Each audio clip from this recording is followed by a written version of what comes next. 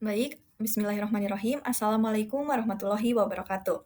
Sebelumnya, perkenalkan saya Dianti Azmirsda dengan NIM 2405613 akan mempresentasikan hasil praktikum analisa data secara grafik sebagai pemenuhan tugas mata kuliah eksperimen fisika dasar yang diampu oleh Bapak Dr. Duden Saipul Zaman.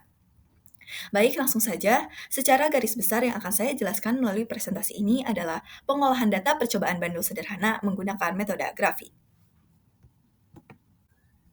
Salah satu percobaan yang dapat kita analisis dengan metode grafik ini yaitu menentukan percepatan gravitasi dengan menggunakan bandul sederhana. Pada percobaan bandul sederhana, sebuah benda digantung dengan menggunakan tali yang kemudian dilakukan simpangan sebesar sekian theta. Sehingga benda tersebut akan melakukan osilasi. Osilasi adalah gerak bolak-balik melalui suatu titik keseimbangan tertentu dengan banyaknya getaran benda dalam setiap sekon. Gerak osilasi yang terjadi secara konstan dan teratur dinamakan gerak harmonis. Percepatan gravitasi dapat ditemukan menggunakan percobaan bandul sederhana ini karena percepatan gravitasi berpengaruh pada periode dan frekuensi getaran bandul. Adapun rumusan masalah yang akan dibahas yaitu, yang pertama, bagaimana cara menentukan nilai percepatan gravitasi menggunakan grafik. Yang kedua, bagaimana hubungan antara variabel panjang tali, waktu, dan periode dalam percobaan bandul sederhana. Yang ketiga, bagaimana perbandingan antara grafik percobaan bandul sederhana yang dibuat secara manual dengan grafik yang dibuat menggunakan Excel. Berdasarkan rumusan masalah sebelumnya, didapatkan tujuan sebagai berikut. Yang pertama, untuk menentukan nilai percepatan gravitasi dengan menggunakan grafik. Yang kedua, untuk mempelajari hubungan setiap variabel yang didapatkan melalui percobaan bandul sederhana, yaitu antara panjang tali, waktu, dan periode. Yang ketiga, untuk mengetahui perbandingan antara grafik percobaan bandul sederhana yang dibuat manual dengan grafik yang dibuat menggunakan Excel. Alat dan bahan. Berikut alat dan bahan yang digunakan dalam praktikum. Statif digunakan untuk menggantungkan tali yang dikaitkan bandul. Kemudian gabus digunakan untuk memposisikan tali agar bergerak pada satu sudut. Kemudian bandul digunakan sebagai beban yang menjadi objek pengukuran. Stopwatch. Stopwatch ini digunakan untuk menghitung waktu yang diperlukan bandul dalam 10 getaran. Benang. Benang digunakan sebagai pengikat bandul. Kemudian busur derajat. Busur derajat ini digunakan sebagai alat ukur yang digunakan untuk mengukur simpangan tali. Kemudian meteran. Meteran digunakan sebagai alat ukur yang mengukur panjang tali. Kemudian ada millimeter block, digunakan sebagai media untuk membuat grafik secara manual. Dan yang terakhir ada alat tulis dan penggaris digunakan sebagai peralatan yang digunakan pada proses pembuatan grafik. Prosedur yang digunakan pada percobaan kali ini diawali dengan yang pertama, atur posisi statif dan klem yang sudah dirancang. Kemudian, pasang gabus pada klem lalu kencangkan. Yang kedua, kaitkan tali yang sudah diikatkan bandul pada gabus bagian tengah, lalu atur panjang tali dan ukur menggunakan meteran. Yang ketiga, letakkan busur derajat di atas berhimpit dengan tali, kemudian bentuk simpangan sebesar 10 derajat dari titik seimbang. Yang keempat, berikan getaran pada ayunan bandul, kemudian amati gerakannya. Nah, apabila bandul telah berayun secara harmonis, catat waktu yang dibutuhkan untuk bergetar selaras sebanyak 10 getaran. Terakhir, lakukan langkah 1 hingga 4 di atas sebanyak 5 kali percobaan dengan panjang tali yang berbeda-beda. Nah, berikut adalah data yang saya peroleh dan analisis data yang saya lakukan. Dari percobaan bandul ini didapatkan beberapa variabel, yaitu L, T, dan N. L ini merupakan panjang tali yang digunakan, kemudian T merupakan waktu yang diperlukan oleh bandul untuk bergerak selama 10 getaran secara selaras, kemudian N merupakan sudut simpangan yang kita bentuk. Pada percobaan kali ini, L atau panjang talinya ini diatur berpola berkurang 0,5 meter setiap percobaannya. Dimulai dari 0,95 dan diakhiri dengan percobaan yang kelima yaitu 0,75. Lalu N-nya kita atur sama yaitu 10 derajat dan didapatkan T yang semakin berkurang tiap percobaannya. Setelah kita mendapatkan data L, T, dan N, kita mencari variabel T dengan rumus T sama dengan T per N. T ini merupakan periode, kemudian T kecil ini merupakan waktu yang tadi didapatkan dalam percobaan, dan N merupakan besarnya sudut simpangan. Nah, dari rumus tersebut, maka kita dapatkan nilai T seperti yang tertera pada tabel. Setelah kita mendapatkan nilai T, kemudian T tersebut kita kuadratkan, maka didapatkan pula T kuadrat seperti yang tertera masing-masing pada tabel. Nah, untuk menentukan nilai percepatan gravitasi ini dapat digunakan analisis data dengan menggunakan metode garis sejajar.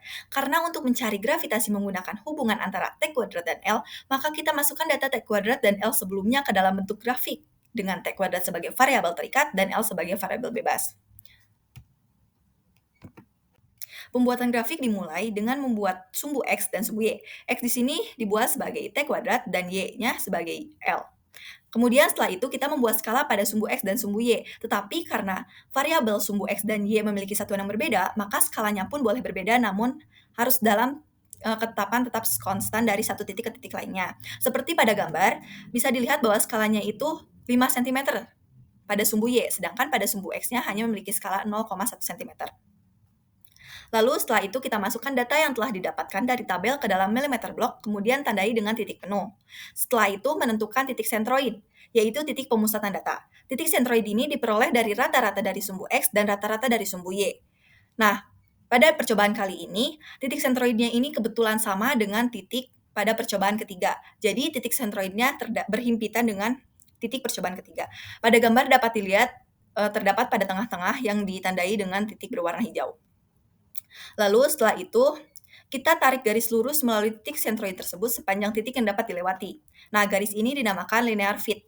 Pada gambar, linear fit ini ditandai dengan garis BTAT berwarna merah. Setelah itu, kita membuat simpangan-simpangan pada titik-titik yang ada. Simpangan ini diambil dengan rumus delta Y sama dengan 1/2 dikali NST. Pada gambar, simpangan ditandai dengan warna ungu. Di gambar itu, simpangannya bernilai 0,5 karena skala yang digunakan pada sumbu Y-nya yaitu 1 cm.